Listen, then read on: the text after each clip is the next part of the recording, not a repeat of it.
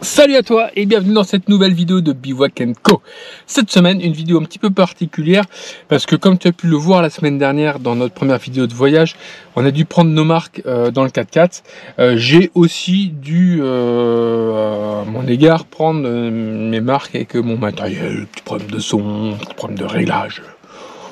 D'autres bonnes qui, je le souhaite, tu n'en tiendras pas rigueur, en tout cas je le souhaite fortement.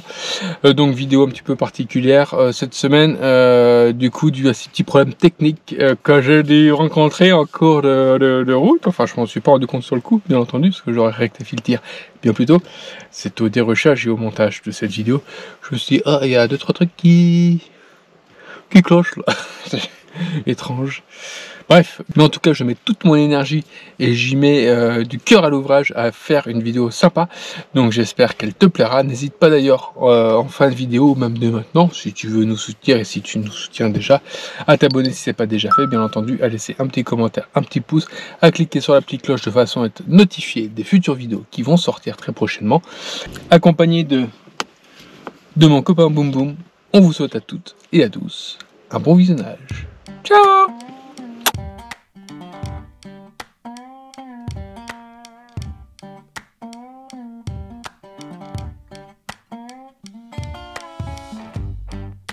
Suite à la randonnée de la semaine dernière, Christopher était tellement triste de ne pas avoir pu se dégourdir les roues que nous avons comblé ses attentes en lui offrant une belle balade dans les chemins et forêts auvergnates.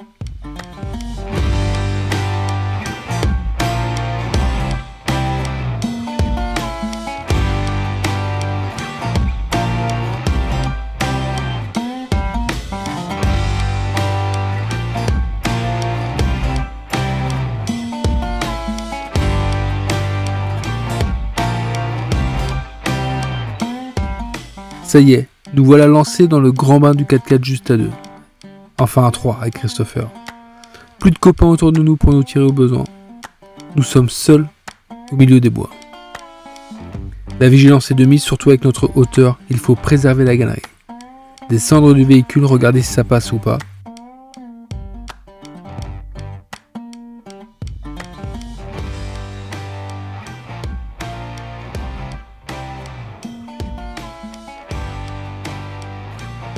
Trouver notre trajectoire au besoin, comme là, je me suis rapproché de l'arbre grâce au conseil de Julie. Les roues n'ayant plus le même appui, le 4x4 était donc plus droit et la galerie a pu passer sans toucher. Du moins, pour cette fois-ci.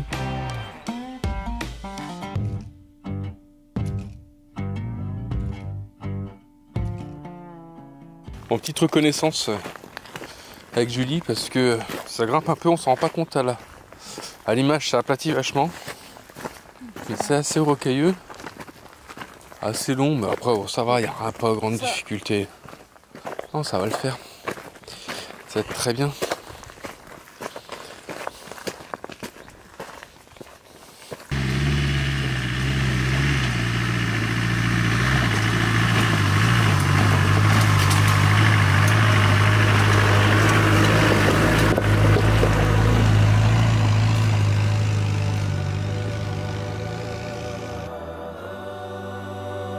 Plus on s'enfonçait dans cette forêt, plus le chemin était étroit et la nature reprenait ses droits. Ce n'est pourtant pas un chemin très difficile, mais le fait d'être là, seul, sans aide autour, apporte une certaine dose de stress. Stress qu'il faut pourtant combattre pour rester calme et concentré au vu des conditions météo qui ne jouent pas non plus en notre faveur.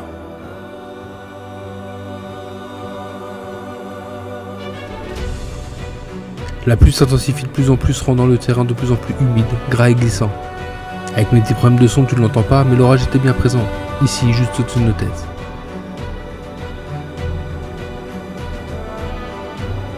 Et malgré ça, il a fallu descendre du véhicule à plusieurs reprises, pour déplacer les éléments qui venaient ou pouvaient nous gêner.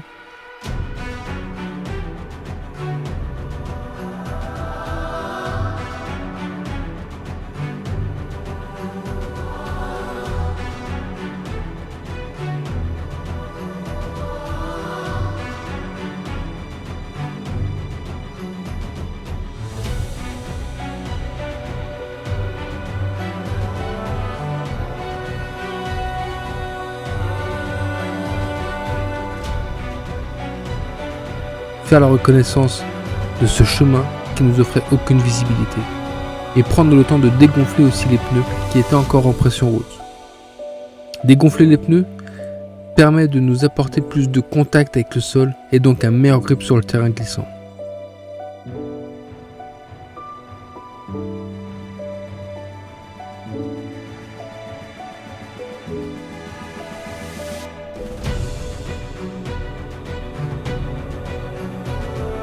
Ici, le chemin forme une sorte de V. Il faut donc bien voir où positionner ses roues vu l'étroitesse du chemin pour ne pas glisser d'un côté ou de l'autre.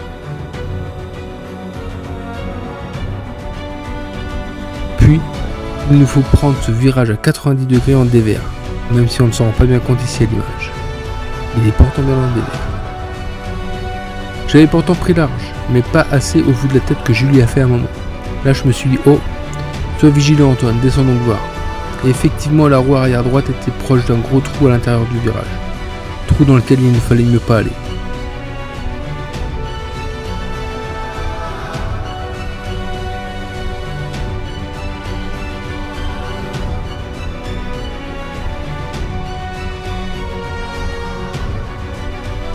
Regarder, réfléchir à la situation et manœuvrer en conséquent pour prendre davantage plus large et sortir ici sans dommage. Mais on a quand même failli perdre Julie. Après cette sortie de ce passage un peu délicat, nous revoilà sur des chemins plus roulants, plus larges et moins piégeux.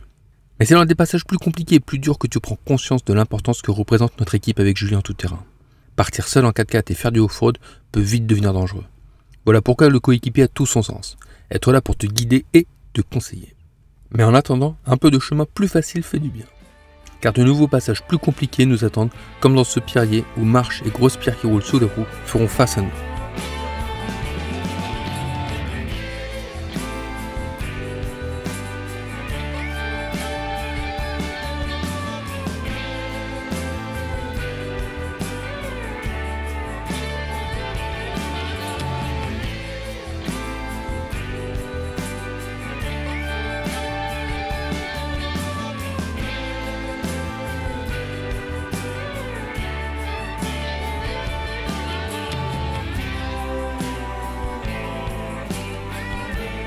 Ou cet arbre qui nous obligera à faire glisser la galerie et la tente de toit contre lui, car pas moyen de passer sans toucher ici. Et ouais, ça marche pas à tous les coups.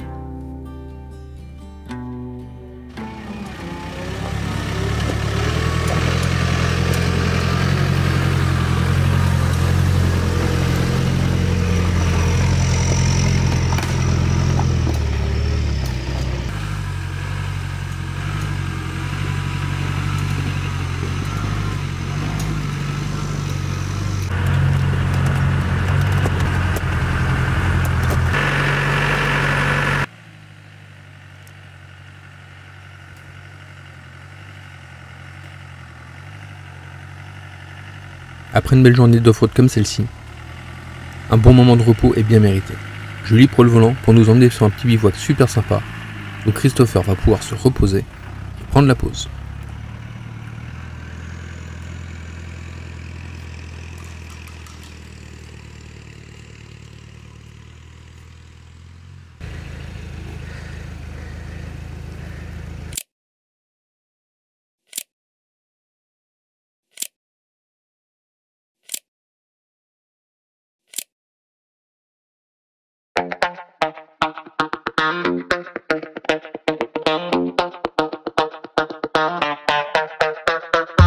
Toujours à cause de mes problèmes de son, tu ne l'entends pas, mais je suis en train de t'expliquer que nous avons travaillé sur Christopher jusqu'au dernier moment avant le départ.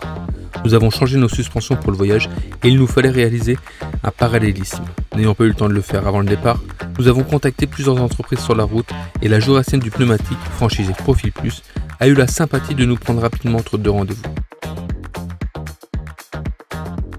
Un énorme merci à eux pour nous avoir arrangés, super bien accueillis et en plus ils ont accepté de nous accueillir dans leur atelier pour nous expliquer ce qu'ils faisaient et comment ils le faisaient. Et 30 minutes plus tard, Christopher avait un train avant bien parallèle et prêt à prendre la route. Merci à toute l'équipe de la Jurassienne du pneumatique.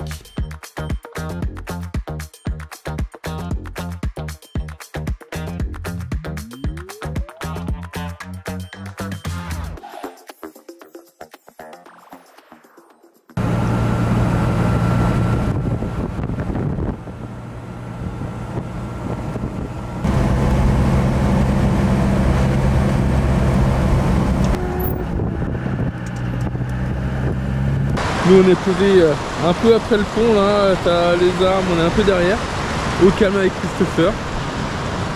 Et là, moi je dis on est complètement refait. Je sais pas si j'aurai le courage de me baigner autant, parce qu'elle est un petit peu fraîche quand même. Ouh, mais elle fait du bien. Bon Antoine, dans le choix du matériel avant de partir, il y a eu des débats et notamment sur ça. Alors on y est, là, t'es la vache, t'as vu la bonne tête. On te regarde, t'as voulu prendre tes lunettes, c'est parti. Allez, allez. Elle est pas chaude l'eau. M'en fous, t'as voulu prendre des lunettes et encore j'ai retiré les palmes. J'ai pas pris mon tuba. Je l'ai laissé au 4x4, je peux pas y aller. Je m'en fous, vas-y. T'as voulu prendre des lunettes pour partir en exploration. Alors montre-nous. Allez. Là où on va, on n'a pas besoin de route. Et qu'on arrête.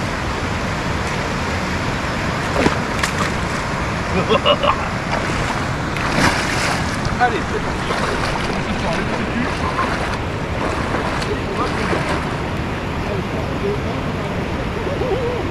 Allez, faut pas arrêter.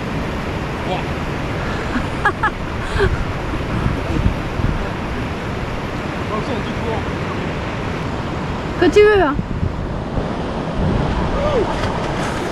Il se force juste pour la caméra.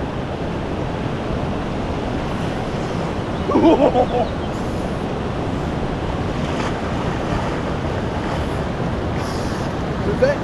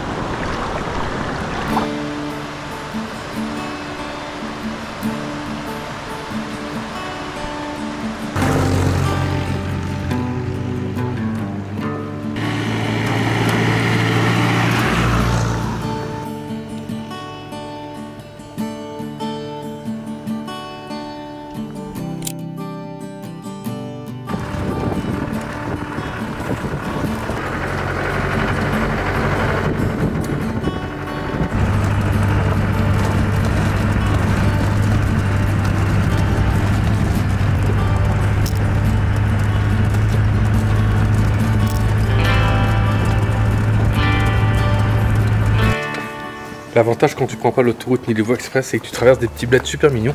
Là on est à Saint-Hippolyte, un village entre je dirais le Jura et l'Alsace, qui est vraiment très mignon.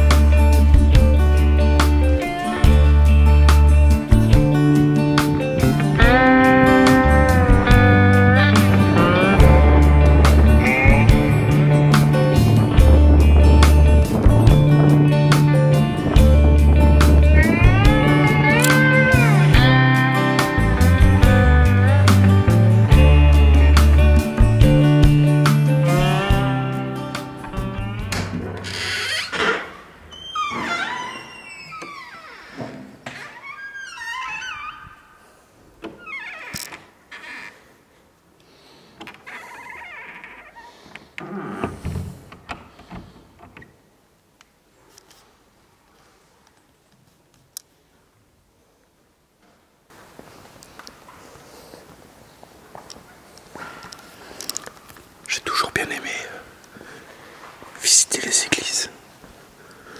Pourquoi, j'en sais rien, je suis pas croyant pour un sou. Mais je trouve ça joli.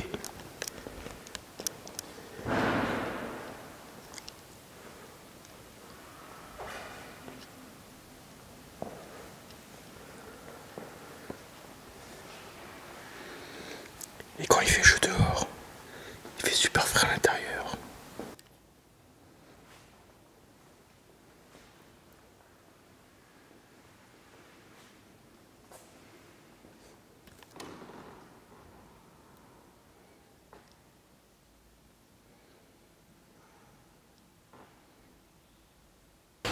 Petite église très mignonne, rafraîchissante surtout. Il fait toujours froid dans les églises, c'est vrai que pour ça c'est bien. Et l'extérieur est mignonne aussi. Église classée.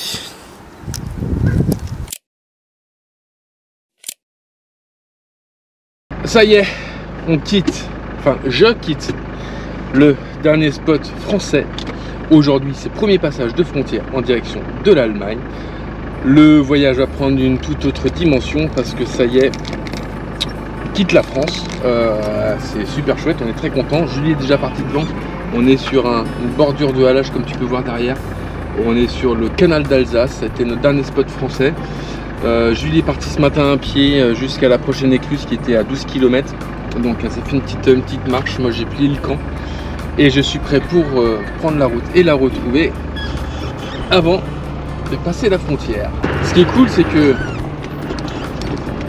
sur le canal d'Alsace, on peut vraiment rouler tout le long du halage. C'est autorisé aux voitures, donc ça c'est cool. On va pouvoir longer le canal pendant 12 bornes sur une petite route très sympa.